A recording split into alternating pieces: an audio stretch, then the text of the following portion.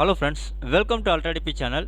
நாம் இப்போ பார்க்க போகிற டாபிக் ஏப்ரல் 1ஆம் தேதி முதல் அமலாகக்கூடிய புதிய ஓய்வூதிய திட்டத்தை பற்றி தான் நம்ம இந்த வீடியோவில் பார்க்க போகிறோம். அது மட்டும் இல்லாமல் இந்த திட்டத்தின் மூலயமா யாரெல்லாம் பலனடைய போகிறாங்க அப்படின்றத பற்றி தான் நம்ம இந்த வீடியோவில் ஃபுல்லாக பார்க்க போகிறோம். நாம் வீடியோவை பார்க்குறதுக்கு முன்னாடி நீங்கள் இது வரைக்கும் நம்ம சேனலை சப்ஸ்கிரைப் பண்ணலைன்னா மறக்காமல் சப்ஸ்கிரைப் பண்ணிங்க. கூடவே பக்கத்தில் இருக்கக்கூடிய பெல் ஐக்கானை கிளிக் பண்ணி ஆல் அப்படின்ற ஆப்ஷனை செலக்ட் பண்ணிங்க. அப்போ தான் நம்ம சேனலில் போஸ்ட் பண்ணுற எல்லா வீடியோஸினுடைய நோட்டிஃபிகேஷன் உங்களுக்கு உடனே கிடைக்கும்.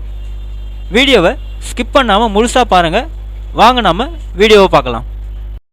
அதாவது வரக்கூடிய ஏப்ரல் 1, 2025ஆம் தேதி முதல் நாடு முழுவதும் பார்த்திங்கன்னா ஒருங்கிணைந்த ஓய்வூதிய திட்டமான யூபிஎஸ், அதாவது யூனிஃபைடு பென்ஷன் ஸ்கீமான செயல்படுத்துறதுக்கான ஆயத்தங்கள் மேற்கொள்ளப்பட்டு வரதான் சொல்லிட்டு இருக்காங்க. ஸோ இந்த யூபிஎஸ் திட்டத்தை பார்த்திங்கன்னா 2024 ஆகஸ்ட் மாதம் 24ஆம் தேதி பார்த்திங்கனாக்கா மத்திய அமைச்சர் அங்கீகரித்தார். பின்னர் நிதி அமைச்சகம் இந்த ஆண்டு ஜனவரி 25 அன்று பார்த்திங்கன்னா திட்டத்தை அறிவிச்சிருந்தாங்க. அதாவது ஓய்வுக்கு பிறகு நிலையான வருமானத்தை விரும்பும் ஊழியர்களுக்கு யூபிஎஸ் சிறந்த தேர்வாக இருக்கலாம் அப்படின்னு நிபுணர்கள் கருதத்தான் சொல்லியிருக்காங்க. இந்த நிலையில் ஒருங்கிணைந்த ஓய்வூதிய திட்டம் என்னும் புதிய திட்டத்தில் உள்ள சிறப்பு அம்சங்கள் என்ன, ஓய்வூதியம் எவ்வளோ வரும், யாருக்கு எந்த வகையில் பலன் கிடைக்கும் அப்படின்ற பலவிதமான கேள்விகளுக்கு பதிலை தான் நம்ம இதில் பார்க்க போகிறோம். முதல்ல ஒருங்கிணைந்த ஓய்வூதிய திட்டத்திற்கு யாரெல்லாம் தகுதியானவங்க அப்படின்னு பார்த்தாங்கன்னா, ஸோ நிதி அமைச்சகம் வெளியிட்டுள்ள அரசிதழ் அறிவிப்பின்படி இல்லை, அதாவது அவங்க கொடுத்துருக்க அறிக்கையின்படி என்ன சொல்லியிருக்காங்கன்னா, தேசிய ஓய்வூதிய முறையின் என்பிஎஸ் கீழ் வரும் மத்திய அரசு ஊழியர்களுக்கு யூபிஎஸ் திட்டம் பொருந்தும் அப்படின்னு சொல்லியிருக்காங்க. 2025 ஏப்ரல் 1 முதல் அமலாகும் நிலையில் 23 லட்சம் அரசு ஊழியர்கள் யூபிஎஸ் மற்றும் என்பிஎஸ் இரண்டில் ஒன்றை தேர்ந்தெடுக்கும் வாய்ப்பு பெறுவார்கள் அப்படின்னு சொல்லியிருக்காங்க. என்பிஎஸ் திட்டத்தின் கீழ் இருக்கும் மத்திய அரசு ஊழியர்களும் வருங்கால மத்திய அரசு ஊழியர்களும் யூபிஎஸ் திட்டத்தை தேர்வு செய்யலாம் அப்படின்னு சொல்லியிருக்காங்க. அல்லது யூபிஎஸ் விருப்பம் இல்லை என்றால் என்பிஎஸ் திட்டத்தை தொடரலாம் அப்படின்னு சொல்லியிருக்காங்க. ஸோ இந்த திட்டத்தில் இணையது மூலயமா எவ்வளோ ஓய்வூதியம் கிடைக்கும் அப்படின்னு பார்த்தோம்னா, ஒருங்கிணைக்கப்பட்ட ஓய்வூதிய திட்டத்தின் கீழ் ஊழியர் ஓய்வு பெறுவதற்கு முந்தைய 12 மாதங்களில் பெற்ற சராசரி அடிப்படை ஊதியத்தில் 50% தொகையை ஓய்வூதியமாக பெறலாம் அப்படின்னு சொல்லியிருக்காங்க. உதாரணத்துக்கு நீங்கள் 2000 ரூபா பார்த்தீங்கன்னா மாதம் சம்பளம் நீங்கள் வாங்குறீங்க அப்படின்னா உங்களுக்கு 12 மாதத்துக்கு பார்த்தீங்கன்னாக்கா 12 24,000 வரும் உங்களுக்கு. ஸோ அதில் 50% அப்படின்னும் போது பாதி ஆஃப் த அமௌண்ட் வரும். அப்போ 12,000 ரூபாய் உங்களுக்கு ஓய்வூதியமே கிடைக்கலாம் அப்படின்னு சொல்லியிருக்காங்க.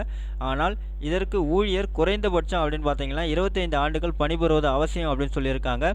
ஊழியர் பணியில் இருந்து நீக்கப்பட்டாலோ அல்லது பணி நீக்கம் செய்யப்பட்டாலோ அல்லது ராஜினாமா செய்தாலோ உத்தரவாத ஓய்வூதியம் கிடைக்காது அப்படின்னு சொல்லியிருக்கிறாங்க. ஊழியரின் குறைந்தபட்ச சேவை பார்த்தீங்கன்னா 25 ஆண்டுகளுக்கும் குறைவாக இருந்தால் விகிதாச்சார அடிப்படையில் ஓய்வூதியம் கிடைக்கும் அப்படின்னு சொல்லியிருக்காங்க. ஊழியரின் சர்வீஸ் 10 ஆண்டுகள் அல்லது அதற்கு மேல் இருந்தால் ஒவ்வொரு மாதமும் குறைந்தபட்ச ஓய்வூதியமாக பார்த்தீங்கன்னா ரூபாய் 10,000 உத்தரவாத ஓய்வூதியம் வழங்கப்படும் அப்படின்னு சொல்லியிருக்காங்க. ஸோ அப்போ பார்த்தீங்கன்னாக்கா 25 ஆண்டுகள் நீங்கள் கம்ப்ளீட் பண்ணீங்கன்னா உங்களுடைய ஆண்டு சராசரியில் 50% உங்களுக்கு ஓய்வூதியம் கிடைக்குன்னு சொல்லியிருக்காங்க. அதே 10 ஆண்டுகளுக்கு கம்மியாக நீங்கள் வேலை ஒர்க் பண்ணி இருந்தீங்க அப்படின்னாக்கா உங்களுக்கு பார்த்தீங்கன்னாக்கா சராசரி ஓய்வூதியமாக 10,000 வழங்கப்படும் அப்படின்னு சொல்லியிருக்காங்க. ஸோ இந்த புதிய ஓய்வூதிய திட்டத்தில் எப்படி நீங்கள் இணையிறது அப்படின்னு பார்த்தோம்னா, என்பிஎஸ் திட்டத்தின் கீழ் உள்ள ஒரு ஊழியர் யூபிஎஸ் திட்டம் செயல்படுத்தும் தேதியில் பணியில் இருக்கும் நிலையில் யூபிஎஸ் விருப்பத்தை தேர்ந்தெடுக்கலாம் அப்படின்னு சொல்லியிருக்காங்க.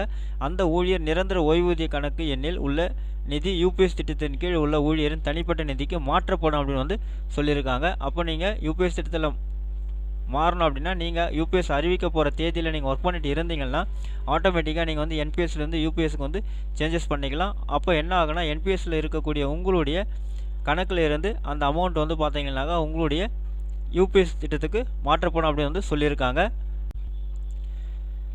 ஸோ விருப்ப ஓய்வு அல்லது மரணம் ஏற்பட்டால் என்ன அப்படின்னு பார்த்தோம்னா, ஒரு அரசு ஊழியர் குறைந்தபட்ச தகுதியான சேவை காலமான 25 ஆண்டுகளுக்கு பிறகு விருப்ப ஓய்வு பெற்றால் யூபிஎஸ் திட்டத்தின் கீழ் உறுதி செய்யப்பட்ட ஓய்வூதியம் அந்த ஊழியரின் ஓய்வு பெறும் தேதியிலிருந்து அவருக்கு வழங்கப்படும் சொல்லியிருக்காங்க. ஆனால் ஊழியரின் சேவையில் இடைவிடா தொடர்ந்து பணியாற்றியிருந்தால் மட்டுமே இது கிடைக்கும் அப்படின்னு சொல்லியிருக்காங்க.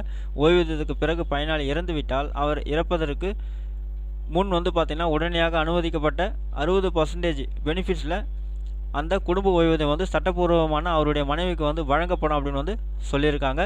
ஓகே ஃப்ரெண்ட்ஸ், அவ்வளோதான் உங்களுக்கான இன்ஃபர்மேஷன். இந்த வீடியோ உங்களுக்கு பிடிச்சிருந்தா லைக் பண்ணுங்கள்.